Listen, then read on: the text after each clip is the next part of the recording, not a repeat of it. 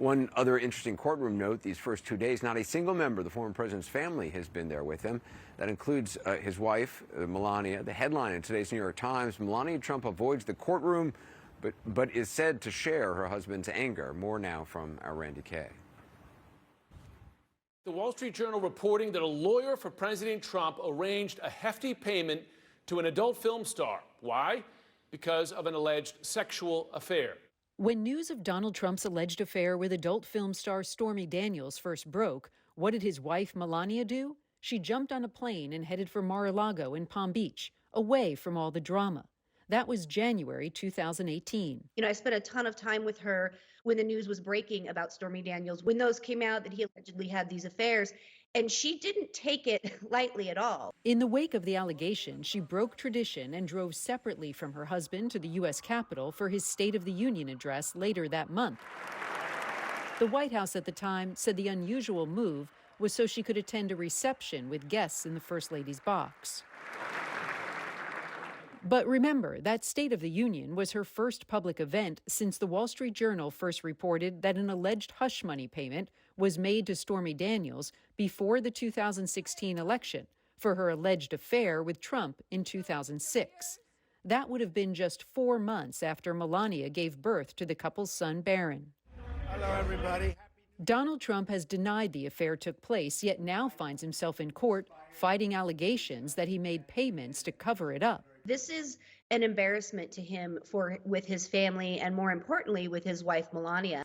Like the former president, Melania believes the hush money trial is unfair. That's according to the New York Times, which spoke with several people familiar with her thinking. Back in 2018, when the Stormy Daniels story picked up steam, former aide Stephanie Grisham remembers Donald Trump calling her from Air Force One to discuss Melania, to basically see how angry she was and to see if we were putting any statements out. He definitely was worried, or she's the one person that I think Donald Trump really fears. She's also the one person whose advice he may listen to about whether or not to take the stand at his trial. I think behind closed doors, as a husband and wife, she would probably say, look, if you have nothing to hide, take the stand, type of a thing. This certainly wasn't the first time Mrs. Trump has had to manage a very public, personal drama involving her husband.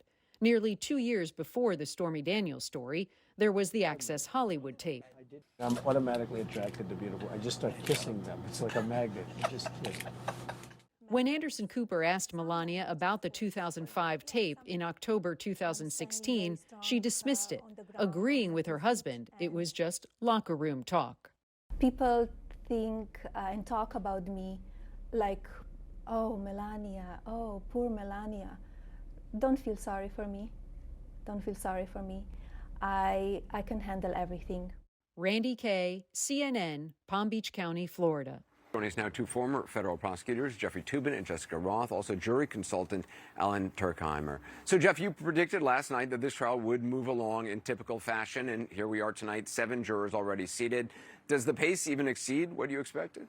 It does. This is really fast. And the judge suggested, he didn't say commit, but he said today that he thought opening statements could happen Monday. And remember, there's no court tomorrow. He doesn't sit with the jury on Wednesdays. So he thinks the jury will be filled out in 2 more days. And as I said last night, people don't follow these cases as closely as we think they do. They're obviously aware of who Donald Trump is, but based on the answers, they did seem like a group that could listen to the evidence and reach a verdict, not based on prior feelings about the defendant. Jessica, what do you make of potential jurors who seem to be trying extra hard to convince the attorneys that they can be fair? Would that raise a red flag to you, or should that approach to citizenship be commended?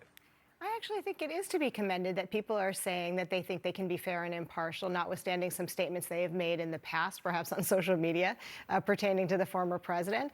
I think what has to happen, though, is that the parties have to evaluate whether they think that that actually is true, that the juror can put aside any previous feeling. But I think that it is to be commended that people are taking seriously what the judge is telling them, which is that they would only be seated if they could actually put aside any prior conceptions and decide the case based solely on the evidence. But I also think it's good that the lawyers on both sides can look at the social media posts, because that is an indication of people's true feelings. They obviously weren't posting on Facebook or Twitter thinking that they were going to be on the jury. It's a good insight into what they really believe, and both sides deserve the right to know what people really think about issues relevant to this case. Yeah, I would say the process is working as it should. I mean, that's really what we're seeing unfolding.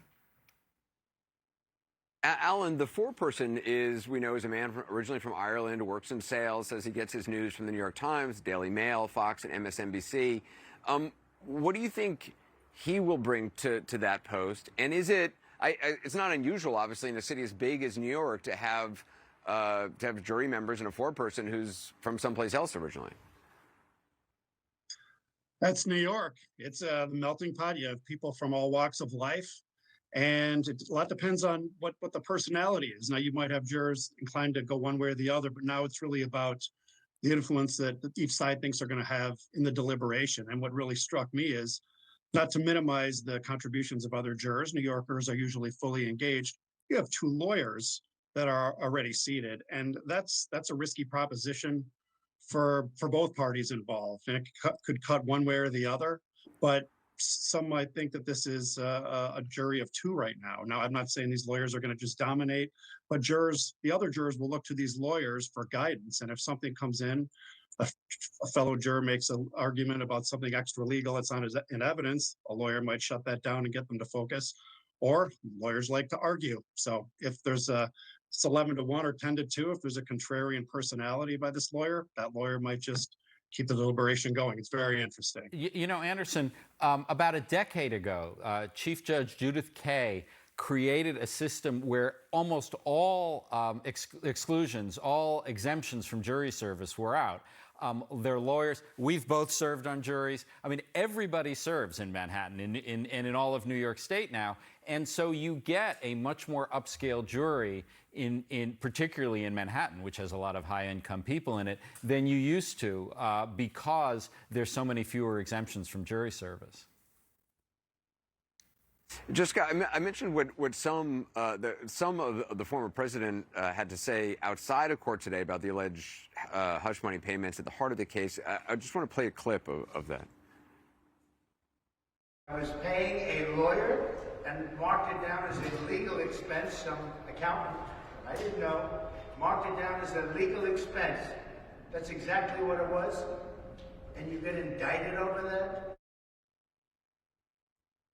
So that Is that incriminating? Yeah, so that was an interesting statement. I don't think we should overstate how incriminating it was. I mean, his name, he signed some of the checks to Michael Cohen, reimbursing him for these fees. When he started to say, I marked it down as legal expenses, my ears perked up, because it's been a little bit unclear exactly how the state is going to prove that Trump falsified the records, because many of these entries may have been made by the accountants for the Trump organization. And Cohen is apparently going to testify that Trump was part of the scheme to falsify. It seemed there that Trump was saying that he marked it down as legal expenses, and then it seemed like he caught himself and said the accountants marked it down. So he may still argue that he was essentially relying on the advice of the accountants, or the accountants entirely on their own were marking it down as legal expenses. But remember, the whole case is about the falsification of these business records. And, you know, Trump has potentially the argument, look, I run a multi-billion-dollar company. I don't know how the accountants, how the bookkeepers record things. That's going to be a big issue in the case. How is the government going to prove that Trump knew and initiated, or at least supported, the idea that these payoffs were recorded as legal fees? He said, mark them down. Now, you know, as Jessica said, he sort of caught himself, but, you know, that video could be played before the jury, no question.